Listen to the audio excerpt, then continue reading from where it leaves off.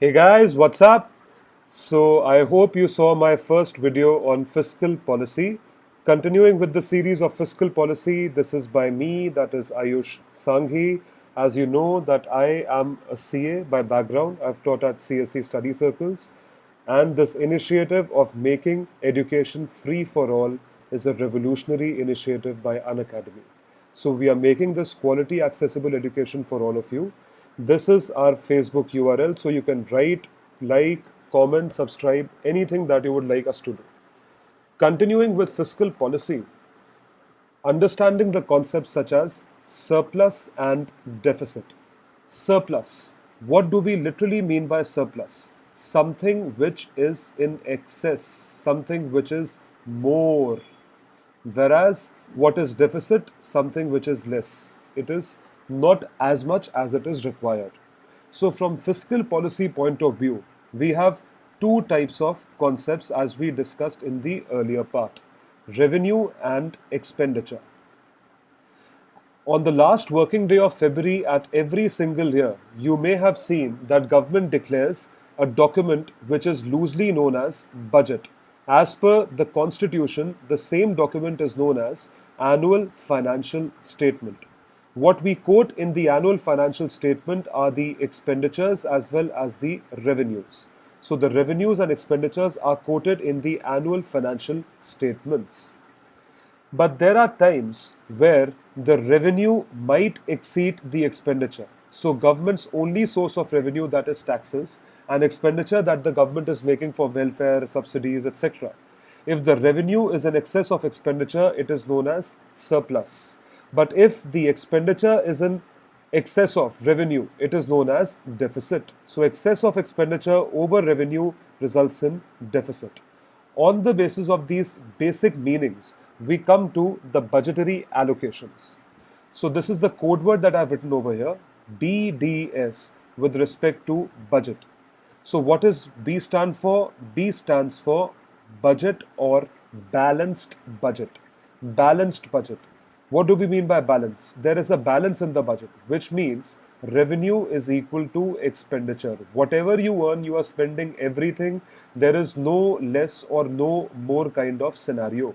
It is a balanced budget. So, in the case where government expenditure are exactly equal to the tax revenues, exactly equal to the tax revenues in a given year, the government is running a balanced budget for that year. So, is that understood? That is a balanced budget. Second term is deficit. So, budgetary deficit focuses upon when the government expenditure exceeds the government revenues. Expenditure more than the government revenues is known as a deficit situation. किसी चीज़ की कमी है, something is short, something is less. That is a budgetary deficit situation. And lastly is surplus. S for surplus, budgetary surplus, when the government expenditures are less than revenues in a given year. The government is running a budget surplus for that year. So the budget surplus is the difference between tax revenues and government expenditures. So remember these three through this mnemonic BDS with respect to budget: balanced, surplus, and deficit. Now, if we have to measure the budget deficit, what are the separate ways of measuring the budget deficit is the next question.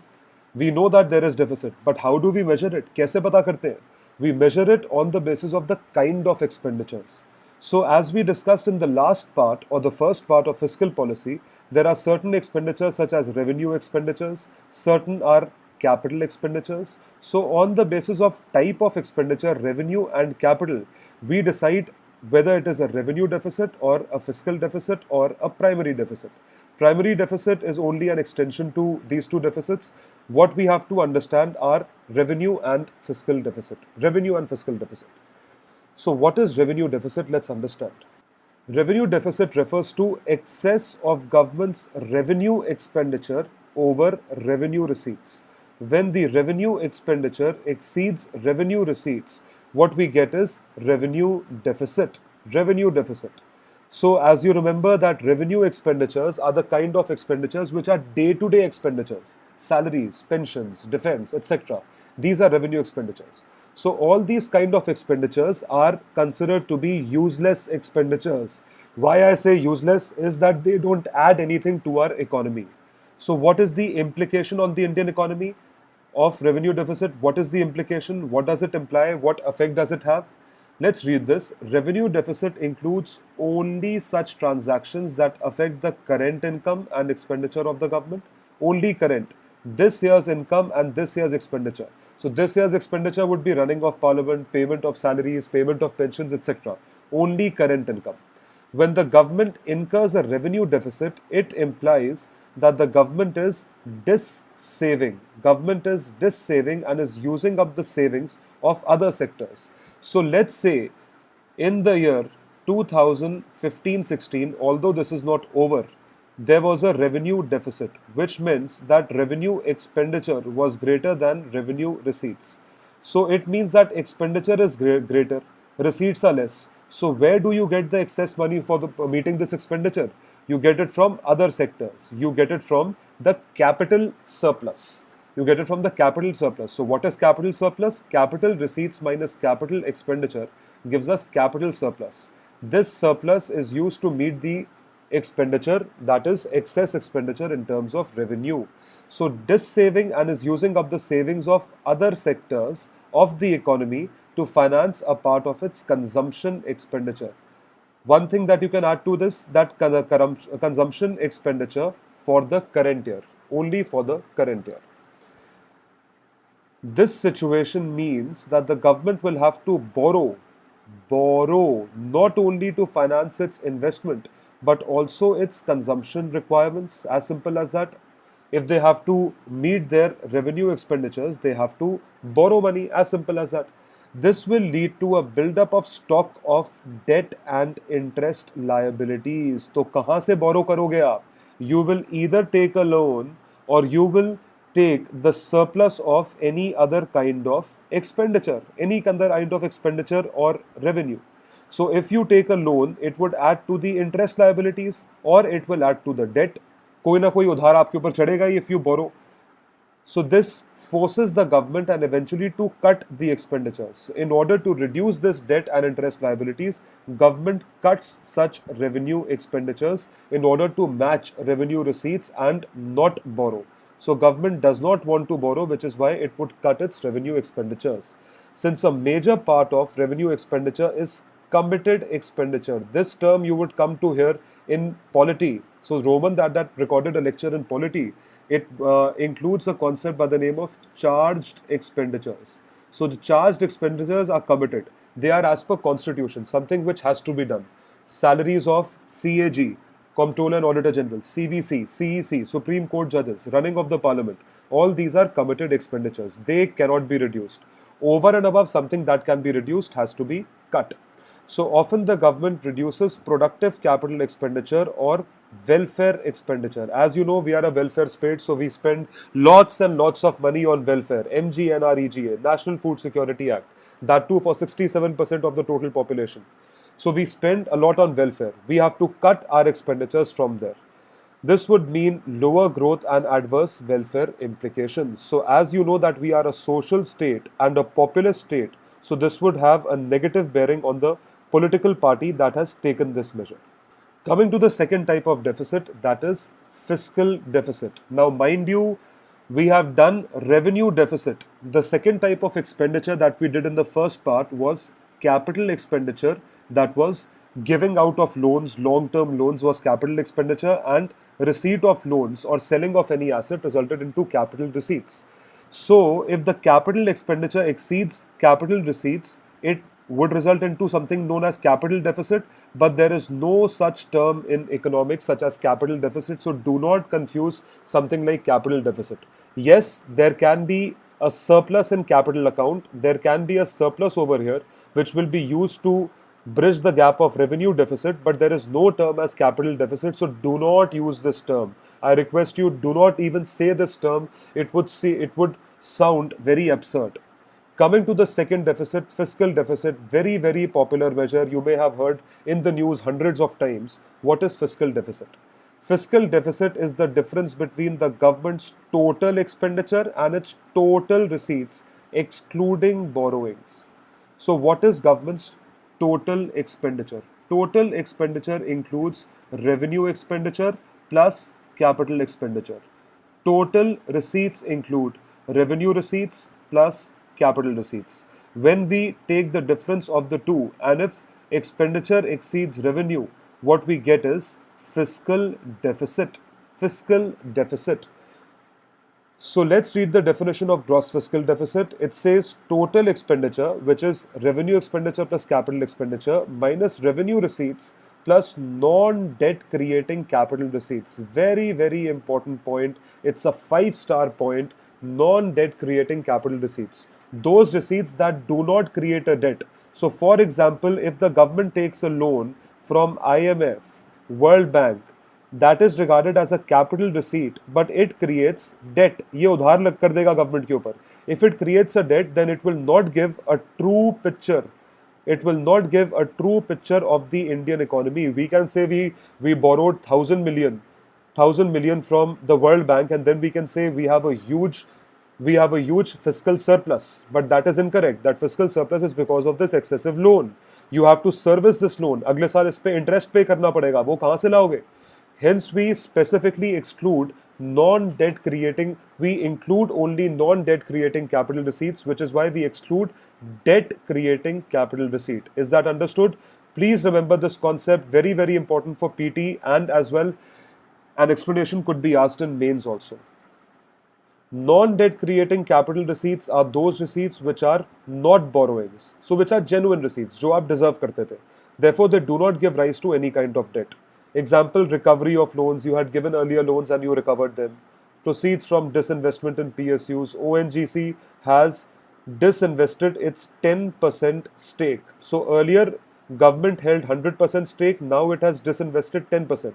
So 10% disinvestment in the share market would give out 10% share to the people and raise revenues for the government. So that is regarded as disinvestment. What are the implications? What does it imply? Let's see. The fiscal deficit is financed through borrowing. If there is fiscal deficit, we again borrow. This would again add a loan. This indicates that total borrowing requirements of the government from all sources. Wherever the government can, it will arrange sources from the borrowing. So let's see the sources from the financing side. The sources are net borrowing at home. What can you borrow from home? This is also known as indigenous borrowing. Indigenous borrowing मतलब अपने ही घर के लोगों से आप borrow कर रहे हो. और इंडिया के घर के लोग कौन है? Citizens, we people, the aspirants. We are paying so much. So we are the citizens and they borrow from us. Second, plus borrowing from RBI, Reserve Bank of India.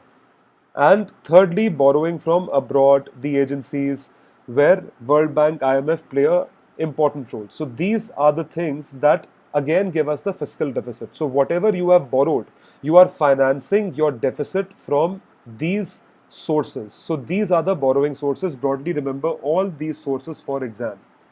Now net borrowing at home includes that directly borrowed from the public, as I told you, citizens of India, through debt instruments, for example, various small saving schemes, treasury bills, cash management bills, all the money market instruments that you know, they will be borrowed from there.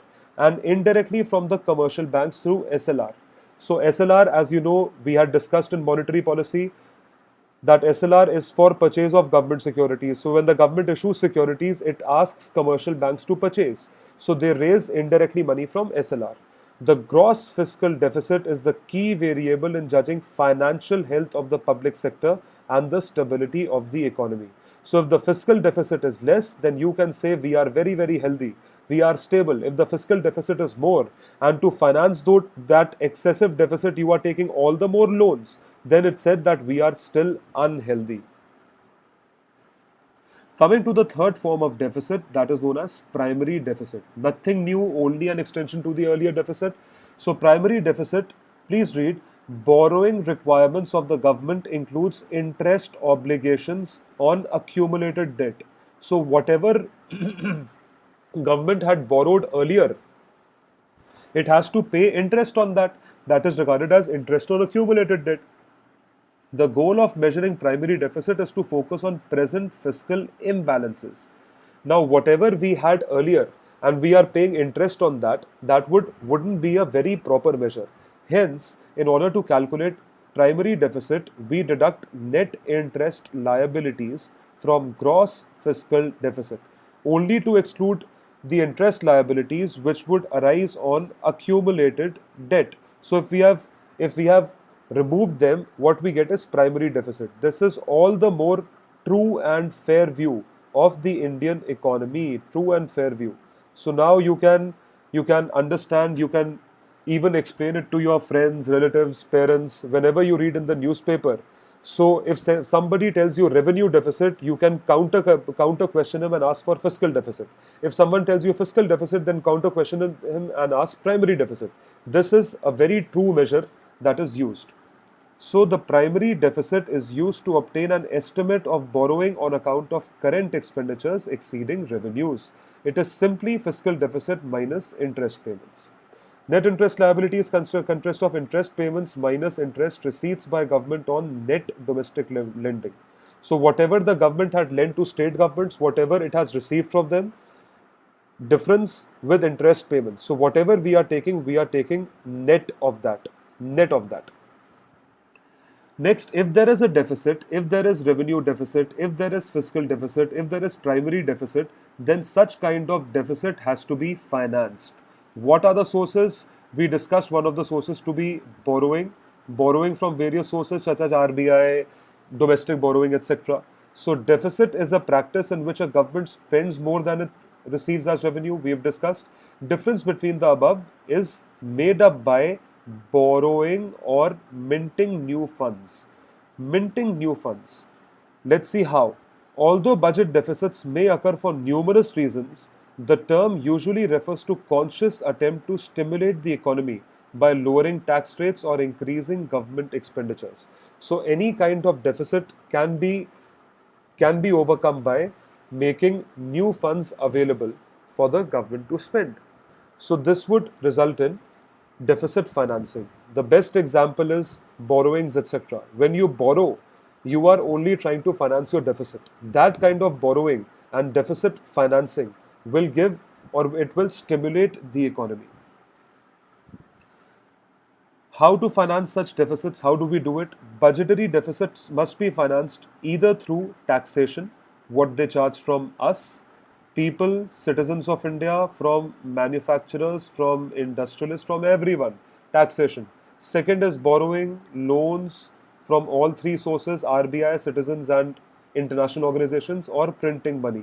Note chapo. This is in the hands of RBI. It is the last resort. When nothing is left, then you print money. Otherwise, you do not print money. The reason for this we will discuss in the chapter banking, why this is the last resort. So governments have mostly relied on borrowing, giving rise to what is called government debt. So if we keep on borrowing, it will add on to the government debt. Okay, we are able to finance our deficits right now, but what implication will it happen? Which will it impact in future? How will it impact us in future? These excessive debts. So the concepts of debts and deficits are closely related. In order to bridge the deficit, we are using, or we are adding debt. If we are adding debt, then how is this debt impacting our economy? Let's understand. Deficits can be thought of as flow which adds to the stock of debt. Loans को add करते जाते हैं. If the government continues to borrow year after year, it leads to the accumulation of debt, and the government has to pay more and more by way of interest. It will keep on paying interest if it keeps on adding debt to it. These interest payments themselves contribute to debt. So what you do is, in order you take a loan, let's say from first person. In order to repay him the loan, you take another loan from the second person. In order to repay him, you take a third loan from any other person. And not to forget the interest that is payable on this loan. So it is principal plus interest. So this gets a country or a government in a situation known as debt trap. अपने ही उधारी के जाल में फंस जाते हो. Debt trap. So this is a very dangerous situation. In order to overcome, we have to finance our deficits not from borrowings, but from any other source. So let's see, is government debt beneficial for the economy or not? By borrowing, the government transfers the burden of reduced consumption on future generations. So our future generations will bear the burden of what the government is borrowing today. How will it bear? In the future, in order to pay that interest, government will recover that interest amount from our future generations in the form of high taxes, in the form of high inflation. So all these would result in adding burden on our future generations. This is because it borrows by issuing bonds to the people living at present, but may decide to pay off the bond some 20 years later by raising taxes. So biggest problem is our future generations have to bear higher form of taxes. These may be levied on the young population that have just entered the workforce, whose disposable income will go down and hence consumption, thus national savings would fall. So I've already discussed in my last video what disposable income is. Whatever you get from the employer, that is net salary after deduction of TDS minus personal income tax, will give us disposable income. Out of this disposable income, you consume plus you save. Consumption plus saving is happening from this. If this will be less because personal income tax would be more, so automatically their satisfaction level would also be low and consumption would also fall. Consumption would fall, so national savings would fall, and it would result into downside of the economy. The second is also the government borrowing from the people reduces savings available to the private sector. So whatever we save in our banks is given as loans to the private sector. If we are not saving much, then obviously private sector won't get much investments or much loans. To the extent that this reduces capital formation and growth, debt acts as a burden on future generations. Hence, we should not keep on adding the government debt, and as you know, unfortunately, we are only adding to the government debt by excessive borrowings. Bridge this, do not borrow it. Do not borrow. Borrowing is bad. It adds to our future generations' debt. Avoid this. So this was the second part. As we have discussed, spread the word of this education revolution. This was Fiscal Policy Part 2. As we have discussed, An Academy. You know the name. So like, comment, and especially subscribe to this channel. Subscribe to this channel. You know all the links for hitting thumbs up. Facebook, this is the link. These are our Facebook URLs. These are our Twitter handles. Spread the education for revolution, and thank you so much for watching the tutorial. I'll be coming out with 1.3 fiscal policy very soon.